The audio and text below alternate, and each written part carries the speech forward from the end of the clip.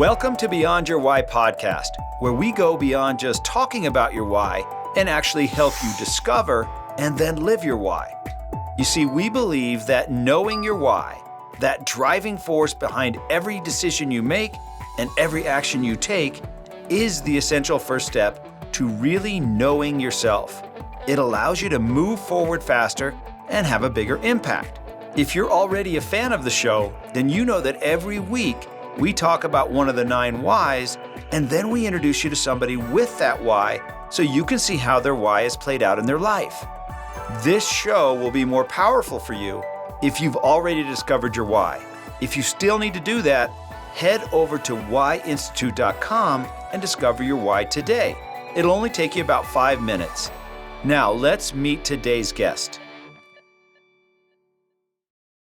This week, we're going to be talking about the why of better way, to find a better way and share it. So if this is your why, then you are the ultimate innovator, and you are constantly seeking better ways to do everything. You find yourself wanting to improve virtually anything by finding a way to make it better. You also desire to share your improvements with the world. You constantly ask yourself questions like, what if we did this differently? What if we did this another way? How can we make this better? You contribute to the world with better processes and systems while operating under the motto, I'm often pleased but never satisfied. You are excellent at associating, which means that you are adept at taking ideas or systems from one industry or discipline and applying them to another, always with the ultimate goal of improving something. So today, I have a great guest for you. Her name is Kogan. She is a professional speaker and high-performance coach, specializing in helping individuals release the mental and emotional obstacles that prevent them from achieving their goals and successfully adapting to change. She began her career as a civil engineer, then went on to earn an MBA and join the PwC as a management consultant, helping executives prepare their organizations for change. She is highly trained in numerous modalities for psychological resilience and rapid transformational change, such as neuro-linguistics programming, heart math, happening techniques, and emotional freedom techniques. And she hosts a top-rated podcast called The Mindset Game, featuring interviews with leading experts on how to thrive in our increasingly complex world. Vered, welcome to the podcast. Thank you, Gary. It's a joy to be here. This is going to be fun. I've been looking forward to our conversation. So where do you live right now? Where are you from? I'm in Scottsdale, Arizona. Beautiful. So, well, probably not today, but in general, very pretty. Yeah, it's always pretty. It's it's actually sunny now. It used to be a little bit rainy earlier, but we welcome a little bit of rain. It's Yeah. Sometimes when you don't have something, you really miss it. Okay, so I hear a little bit of an accent. So tell us, where were you born? Where did you grow up? And what were you like growing up? Ooh, okay. I was born in Israel. And what was I like growing up? So I've been told that I was very, like a very outgoing kind of kid. Used to be dancing a lot, and I did a lot of like gymnastics and dance and all kinds of things like that. I think something shifted when we moved to the U.S. when I was about 10. I think I became a little bit more shy. I think there was a kind of a shift there energetically. But as a young child, yeah, supposedly I was fearless and free. Okay, so when you got to high school, what kinds of things were you into in high school? Good question. I mean, I have to kind of admit, I was kind of a nerd a little bit. I'm not ashamed of it because it's who I am. I love to learn. I love to study. I met my husband when I was 16. So at the very beginning of 11th grade. And so, and we have been together, ever since, right? Meaning, we dated and then we got married and so on. So we, I would say what kind of things was I into? I was into like some boy bands and, I had some friends and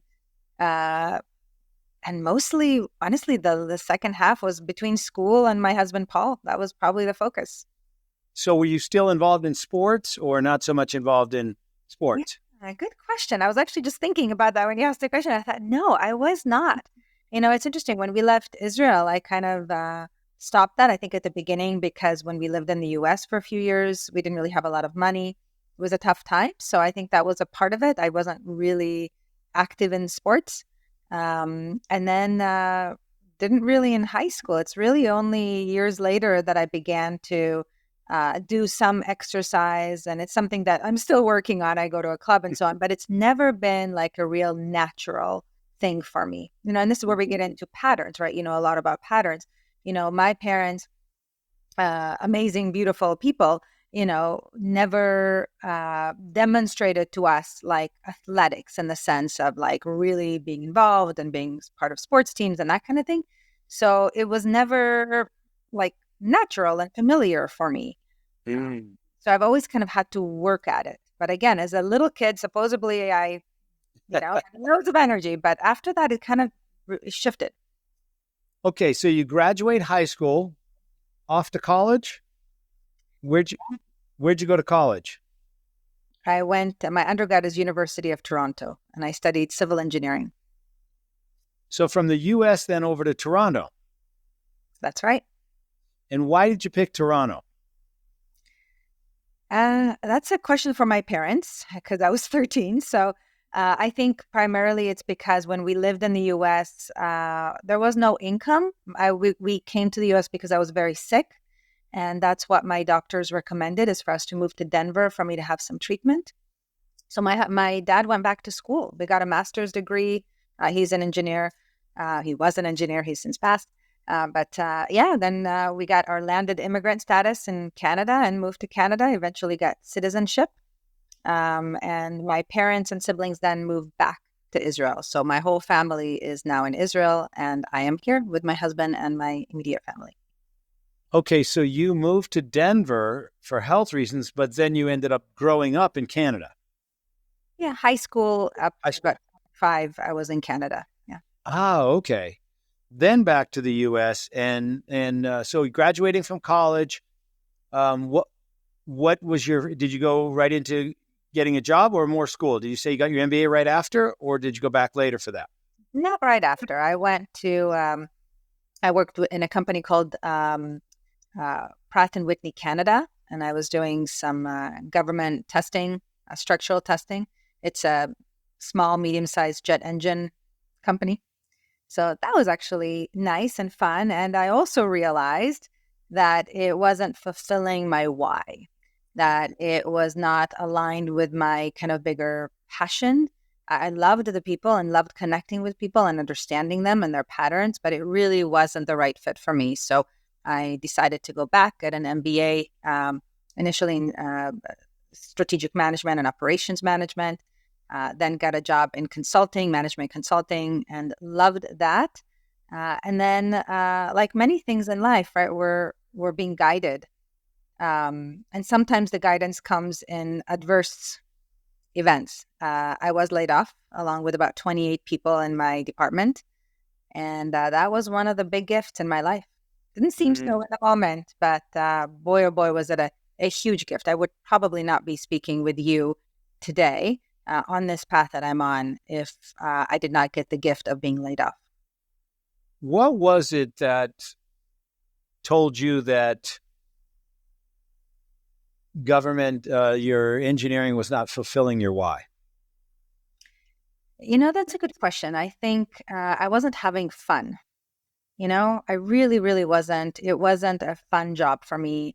I realized that I am, again, I can see this now through the lens of kind of the words and the lenses that I see the world now through. But in those days, it just wasn't fun. But now I can see that it did not allow me to understand human behavior. It did not allow me to really be an explorer and try to, develop things that were new and different. It was really just kind of testing things that were already created. So it wasn't fun. It wasn't fun. And so I decided, why not go back to school, open some more doors? And I'm glad I did, because then I got to really create, because after my consulting work, which I got to do a lot of understanding of the root issues of problems, both human behavior in terms of change management and supply chain management, things like that, like system issues, and to understand the root cause and to devise solutions, right? To create, to innovate new solutions for our clients. I didn't implement them. I was the one, that would recommend them. And when I was laid off, I thought, all right, I love this creation energy. So I got a job at Kraft Foods, working on brands in marketing, working on brands like Maxwell Coffee, Natural Cheese, and that was a lot of fun. And then once again, the universe knocked on the door and said, this is not quite it for you. And my husband got into into a program in Texas. So we moved to the U.S. Ah, okay. So why did you pick engineering in the first place? My dad was an engineer. My brother was looking to be an engineer. My uncles were engineers. It was familiar, and at the time it was between being a pediatrician, a psychologist, and actually, truthfully, it was really between those two things. And then one day I was talking to my dad and kind of talking about options. He said, Vera, you should be an engineer. You should be an engineer. I mean, you'd be a great engineer. You're good in math and science. You should be an engineer. And so I said, all right, Dad, I will be an engineer. And so it was. And I'm grateful, again, for that path because it allowed me to see what's possible and that I could do a lot of things. And that, too, opened many doors. But it wasn't quite it. See, that's very similar to my story, Vera. It is. I became a dentist mainly because I didn't know what I wanted to do. And my dad was a dentist. And so I thought, hey, you ought to try dental school. All right, I'll try dental school. And you having the same why as I do, better way, seemed like a better way to go, right? Because then we don't have to actually make a decision. Let's just take what they said would be better and see how it goes. I'll make it happen as we go. And then you realize, maybe this wasn't the best choice. And sounds like you got forced into making different choices. Well, Pratt and Whitney was not a fork. I quit because it wasn't a good fit. I decided to go back to school. Yeah. And then, okay, so then you got into management, you got into behavioral systems and innovating things, worked with Kraft. And then once you were done with Kraft, you started your own firm? Well, in between there, I was a full-time stay-at-home mom. So let me give you a little bit of a snapshot of that time in my life. So here I am working in Kraft, loving it. It was a very creative space to be in. And I got pregnant. And, at that time also, my husband got into the U.S. and we said, all right, this is the path. So we decided to move. And so I ended up moving to the U.S. with I think she was 3 days old. My second daughter, Emma, was 3 days old, and I had a 2-year-old daughter in a brand new city, not knowing anybody. My husband is a dentist as well. He was specializing at that time. And so that was a big shock. So I did not work right away in something else, nor could I. We didn't have a green card yet in the U.S. So I was a full-time stay-at-home mom, was super involved, right? Like, parent, what is it called? The room mom, and involved in many things, volunteering. And still that wasn't it. I was feeling very depleted inside. Now looking back, I can see it wasn't like clinical depression, but there was some state issues going on, mental health in terms of just feeling down. I was not happy being a full-time stay-at-home mom. Although my daughters are beautiful and amazing, it just wasn't the right fit for me. So I said, why don't I go back to school? Because I can do that. I can't work here, but I can surely go back to school. So I did. I went back and got a certificate in HR management. Why? Because when I got laid off, I was paired with a career coach.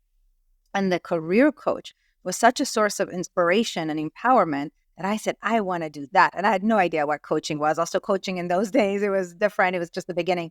And so I got, this HR management certificate from the University of Dallas, which then opened many other doors when we came to Arizona.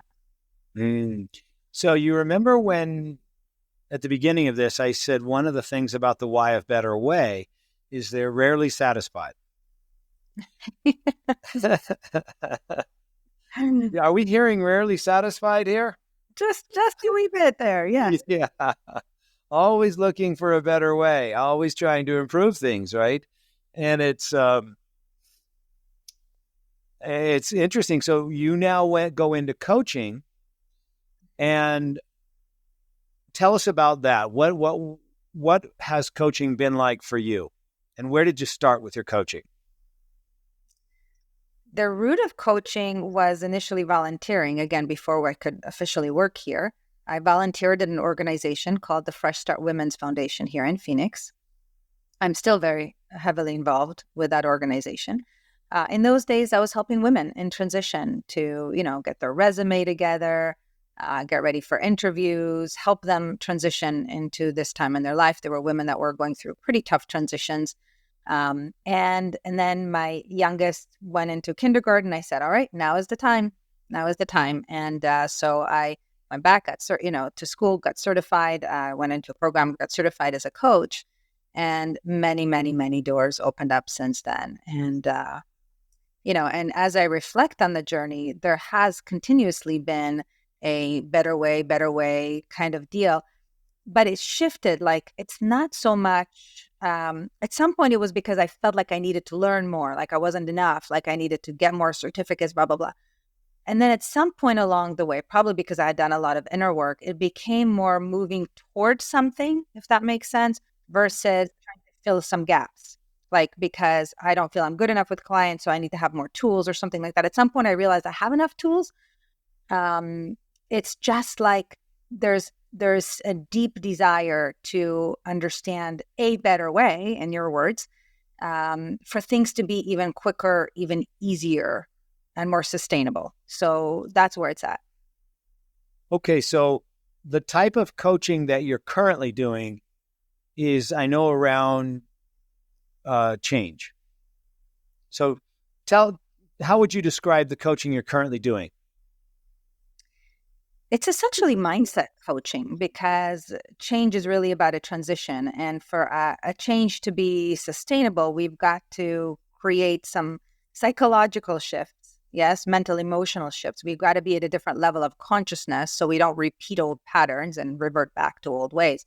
So my work is really about helping individuals to release the old attachments, to release the programs, the negative emotions, those kinds of things, and to create a future that is, created from that liberated place, so that we're truly free to access unlimited possibilities, because we are more resilient and we've gotten the lessons that we needed to get. So in essence, the clients are able to create a better way because they're no longer hindered by limiting beliefs and other attachments that are just not adaptive to them anymore. So how do you help someone release bad habits? How do you help them achieve that freedom? What's the process for doing that? Yeah, so I'll give you the overall process, but there are many, many techniques. I'm trained in over a dozen tools to do that. The essence is, number one, realizing that they're not bad. The habits are not bad. The thoughts are not bad per se, right? And I use bad through the lens of a judgment, yes?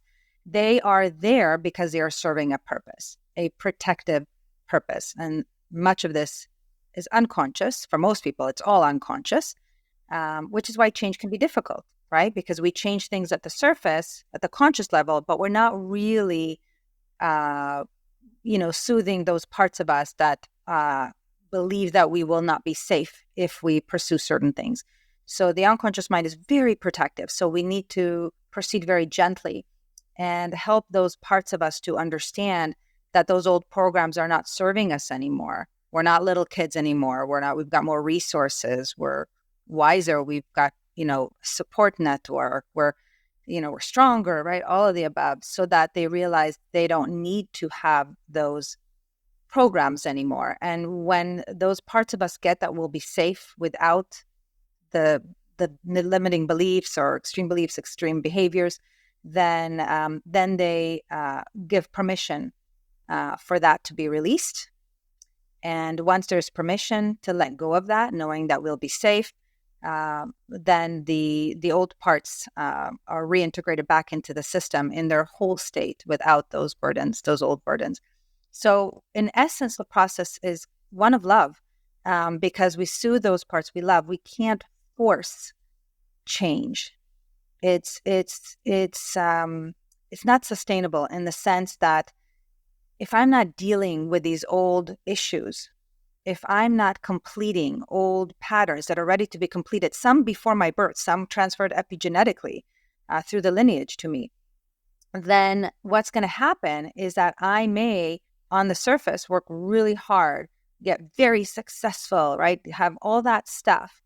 And those parts of myself are still not really healed. So I have this energy in my body, which then oftentimes manifests into disease or other, mind-body issues.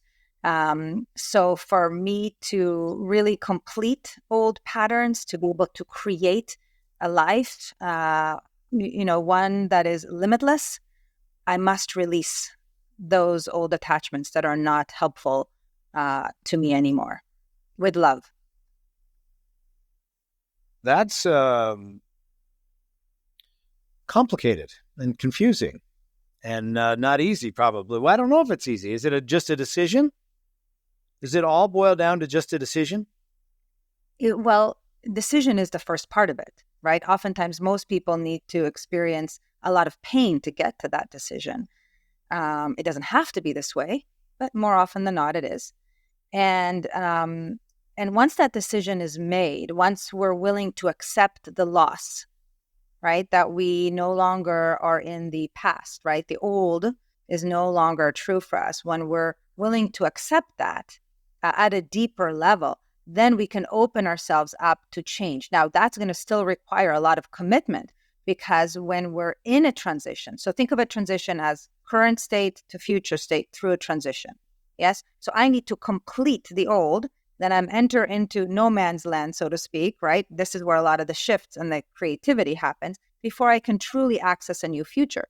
And so what happens is the moment that I kind of let go of the old, the body goes into chaos. Yes, that's why we train on resilience. That's why we work with these parts to release emotions from the body. Yes. And as I go through that, I have to create those mindset shifts. I can't create a new future from an old level of consciousness, an old level of perception and thinking. I need to shift the lens that I see the world through in order to create new possibilities. Yes. Otherwise, I'm just recreating more of the old.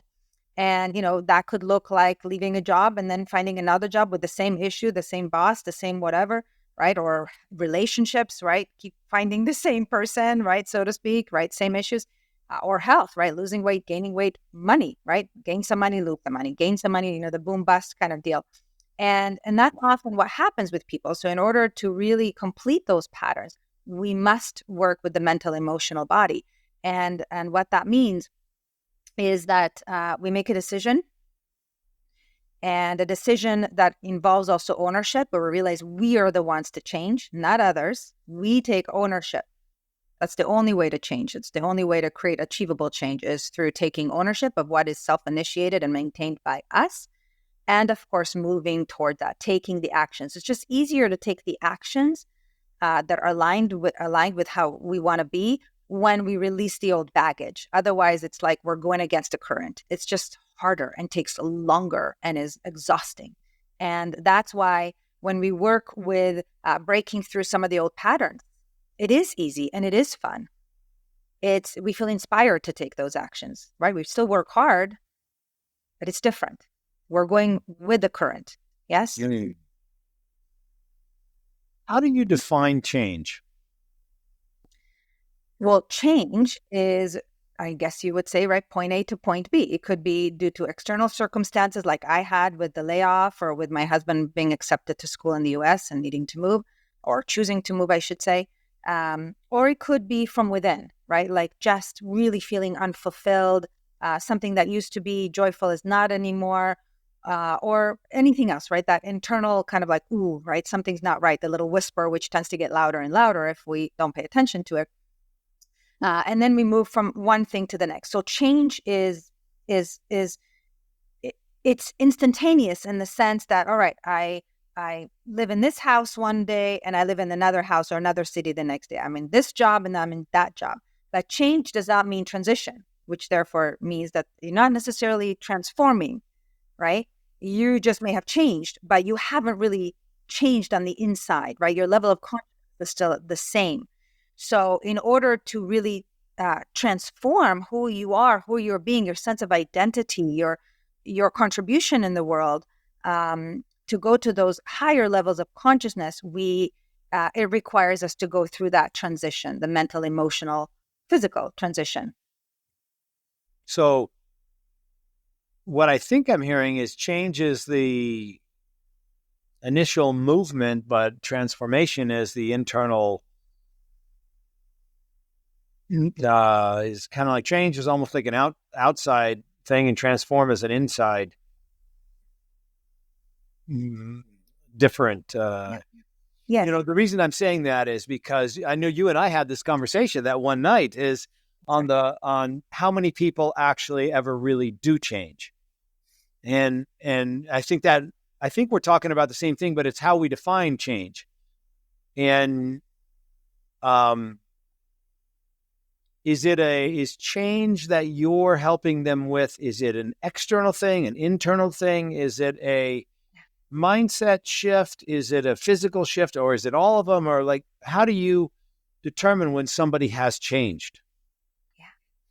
So to answer your first question, is it within or is it external? It's both, right? As above, so below. It needs to be both. We can't just change on the external without changing, the inner system, right? Reintegrating certain parts of us, releasing that which is no longer needed. But we also have to take action. We can't just sit all day and imagine what we want and visualize it and release limiting beliefs. Like, obviously, we've got to take action. It's just that at that point, when we've done that, there isn't the resistance to it. So it just flows more easily. We can access guidance, right? There's a little voice that says, go this way, go this way, go this way. And then we're moving toward what we want, and it feels effortless. Yes? So how do we know when we've changed? Well, the first manifestation is always a feeling. It's a feeling, right? The things that used to bother us, to really drain us, to trigger us, just don't seem to trigger us anymore. That's because we release some of those deeper attachments, those emotional addictions, if you will, to certain emotions, right? Like many of us are addicted to the emotion of shame or sadness, right? Or anger. So when we release those, and we can release those using techniques like timeline therapy in minutes, right? You can release in 10 minutes all the anger that you've ever felt in your life, meaning you can think of any event, not access anger at all anymore, completely neutral. You can remember the event, no emotion, no kinesthetic. Same thing for sadness, fear, hurt, guilt, shame, and so on and so forth. So when those parts of us are no longer there, when that dense energy is no longer there in the body, then we're able to gain momentum. We're able to move more easily toward what we want, and it feels good. And when it feels better, then we're building momentum. Yes, we can access, again, more of that guidance, that heart's intuitive guidance. Yes, there will still be obstacles, and yes, there will still be moments where we don't quite know what we're doing, and we're not quite in future land yet. Keep in mind, we're in the river of change, which can be a very difficult river to cross sometimes.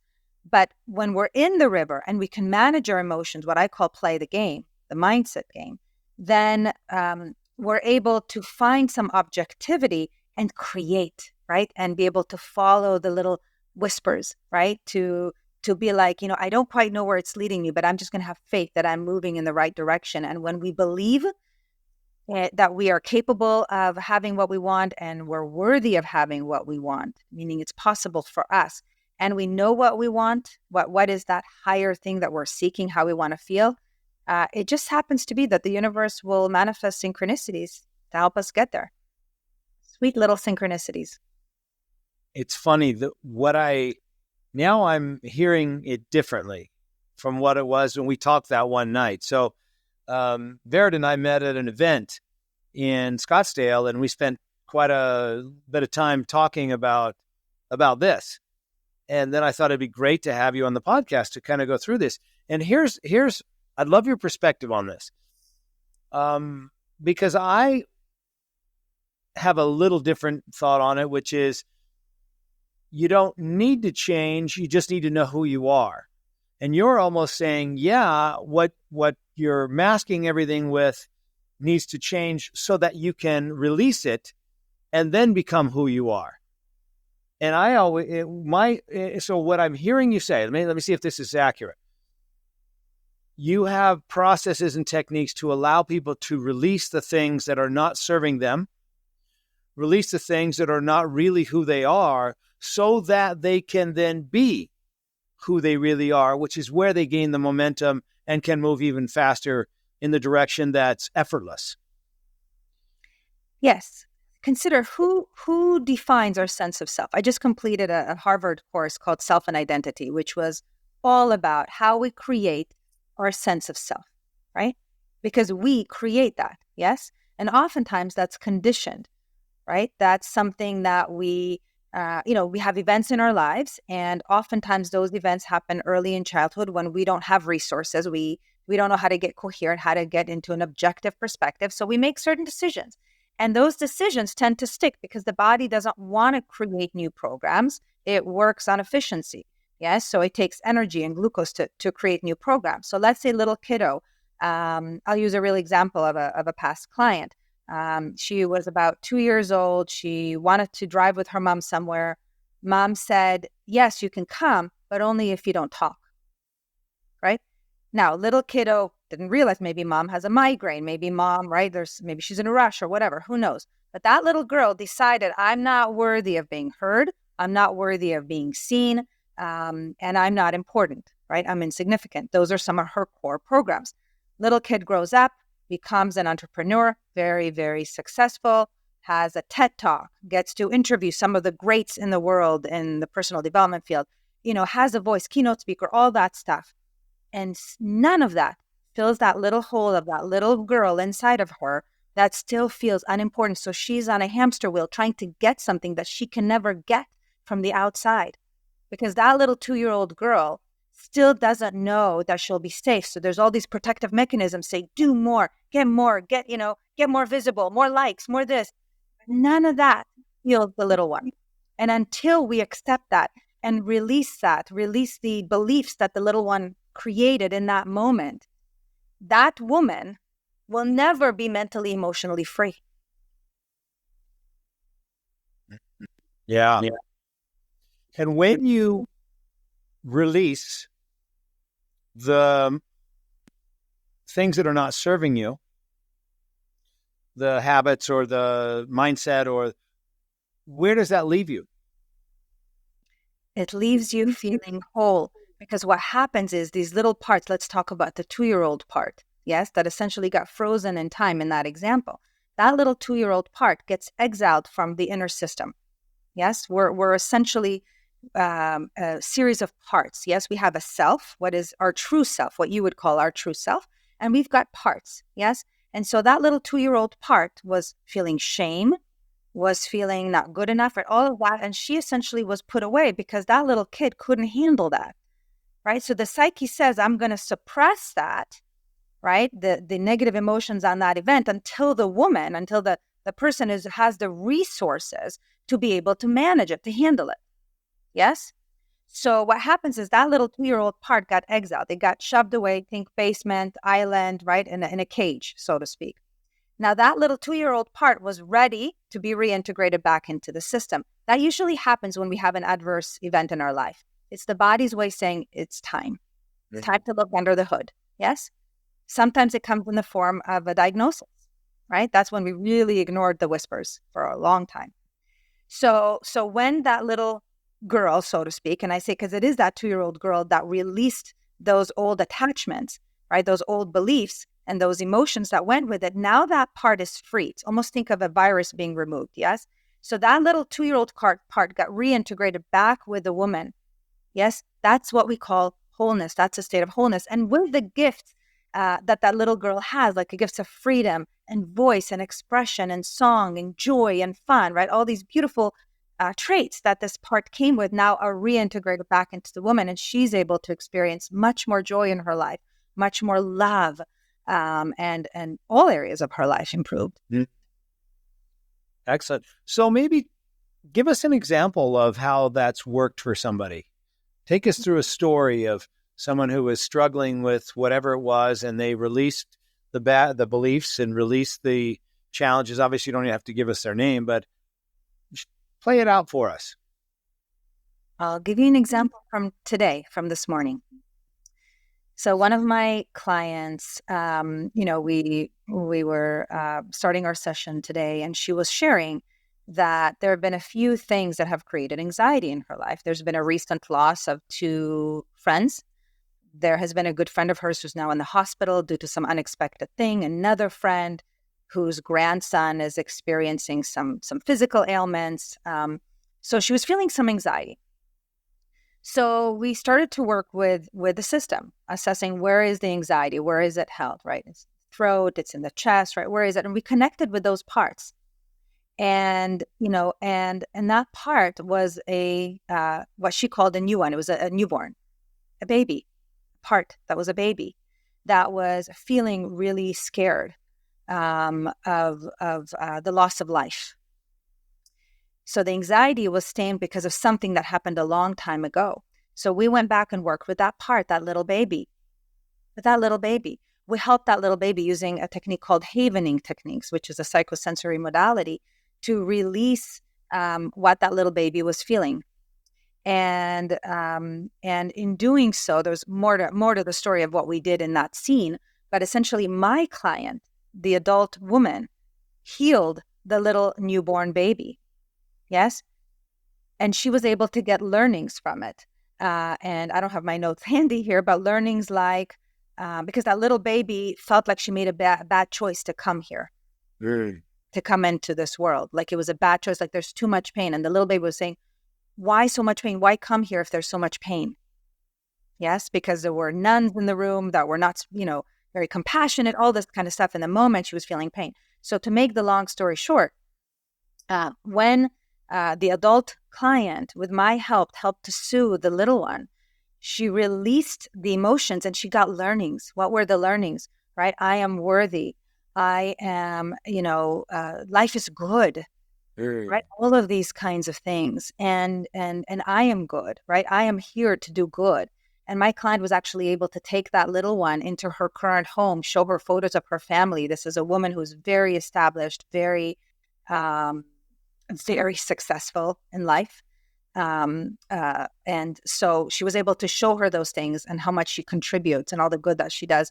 And that little girl now was playing, right? She's playing with the dog when we completed. And my client now, all the anxiety around all of that just melted away. And she came away from the conversation with such a purpose, a focus, but she couldn't get there from that place of anxiety. She needed to release what was really the undercurrents, the underlying stuff that was manifesting as anxiety. So one might even say that those events showed up in her life for her to pause, go inward, right? Really look and see what's happening on the inside, connect with those parts so that she could release those old beliefs and help those parts of her to be welcomed back, to feel whole, to feel safe, to feel rejuvenated, just in love with life. Is a big part of it safety? A big part of it is safety because all of those protective mechanisms are because they fear our safety and well-being. Correct. The highest prime directive of the unconscious mind is to run and preserve the body. So whatever we utilized and beliefs we created when we were younger to keep ourselves safe can stay with us and manifest negative things over time. Sometimes positive, probably, but exactly positive and negative things that keep us stuck. Yes. And how do we know we have them, right? The positive or the not so positive. I don't want to call it negative because it has a positive intent. Yes. Those behaviors at an unconscious level are there because it's the best solutions in the moment for our, sometimes even just for staying alive. Yes. So, so the, how do we know is because we look at our life. What parts of our life are aligned with what we want and what parts are not? That is very easily going to give us the answer as to what we need to look at. Because if we know what to do, Gary, like to improve our health, to improve our business, to whatever that is, our relationships, and we're not doing it consistently or we're not getting the results, that means there's something else that we must pay attention to. And it's not difficult. It requires compassion and patience, but it is not difficult because those parts are ready to be healed. Does it affect everyone? Is there anyone it doesn't affect? My answer is, of course, I don't know, but my hallucination is that no, we're here to release those patterns, to get completion on these old situations, right? These old patterns, so that we can go through a transition at a higher level of consciousness, radiate more love into the field, raise the collective consciousness, and evolve both personally, socially, and globally. So I believe that we're all part of this, that we're all part of this system. We're all connected in a web. We also know this, right? There's research on this. And I'm familiar with that because I'm a trainer with the Institute of Heart Math, on social coherence, how I feel, is immediately detected by your nervous system, whether you or I are conscious of it or not. Trees feel emotions. Yes. So we're connected. We know this. There's research on animals and trees that very able to detect vibration. And from that place, Gary, that we allow ourselves to heal what needs to be healed and radiate more compassion, more love out into the field, we're able to release things. So I can share another quick example if it's helpful for you. So Sure. The client right before our conversation is a gentleman and leader in a very large organization, and invested in a company that's now going through some liability issues without getting into detail. And so he was feeling really uncomfortable with the fact that there's somebody out there that's angry at him, that, it's like a negative thing out there. Plus he's on the board of this organization. So should it go bankrupt, right? That's public, and his name is on that. So there were all kinds of feelings. And so what we ended up doing is an ancient Hawaiian technique called huna.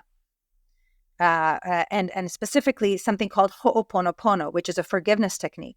We did a visualization. He imagined sending compassion and love to those individuals that are associated with that technique, with that situation that's out of harmony in his life, and was able to ask forgiveness and receive forgiveness and cut that cord. And of that, he immediately said, I know the solution. We need to offer more assets, more something. There was immediately a solution. He's like, okay, I'm ready to call, to, the people involved and the attorneys involved to create what hopefully will be, I don't know, because this was just a couple hours ago, which will hopefully be a more harmonious solution for everybody involved and would not involve bankruptcy to the company. So this is what I mean. We cannot create new solutions from an old level of consciousness. I mean, Einstein said this. We've got to go inward. We've got to work with the energy. Doing the outside stuff is great and we can get some traction, but it ain't going to heal what's really going on the inside. So we're doomed to repeat the same patterns. Love it. Really helpful. Really helpful, Vered. So last question for you. What's the best piece of advice you've ever been given, or maybe the best piece of advice you've ever given? It's interesting. The word that came up is love. And in terms of advice being given about that, I would say it's a question, not so much advice. It's a question, and it's a question that came out of my work with heart math. And the question is, what am I feeding the field right now? Like in this moment, even with you right now, Gary, what am I feeding the field? Am I feeding the field fear? Or am I feeding the field love? And that answer is going to determine everything. So feeding the field. The field as in the universe, or like what do you mean by the field? The electromagnetic field around our body, this field that connects you and I and everybody listening. What am I feeding that field? What am I radiating out into the world? And if I'm in a place where I've got limited thoughts, like negative thoughts that don't feel good, or if I'm feeling a negative emotion, I'm radiating something that's of lower frequency out into the field. And what's going to come back to me is something of equal frequency. So the question is, at any moment, how am I feeling? Which another way to ask it is, what am I feeding the field? Am I feeling a pleasant emotion or an unpleasant emotion? And if it's unpleasant, what am I going to do about it? Because I can change it just like that if I wanted to. Interesting. So, Vered, if there are people that are listening that want to connect with you, want to work with you, want to do a session or find you, what's the best way for them to get in contact with you? Yeah, so a couple of ways. One is Vered, V-E-R-E-D, at momentuminstitute.com. I would say check out the podcast. It's called The Mindset Game, and they can go to themindsetgame.com or listen on any, whether it's iTunes or Spotify or any of those platforms, or on YouTube. They can find me on YouTube, Vered Kogan. And who would be the ideal client that you're looking to work with? Who works best with you? So at this point, I would say it's me and a team of people that I work with. Okay. These days, I do more training and speaking. I do work with some primarily CEOs. That's kind of where the referrals tend to be. I don't really advertise much. Thank you for asking, but generally I don't advertise much, so it's a word of mouth. And so it's in those circles that I tend to work, with clients in. But I would say is number one to just kind of pause and say, what are some areas in my life that are not serving me? And am I holding on to something that is no longer serving me, right? Is it time to let go of something, some programs, maybe some beliefs that I have about myself, some old thoughts and emotions? And if the answer is yes, to reach out and we'll find someone that can help. And it doesn't take long and it is not difficult, but it does require compassion and a willingness to do the work.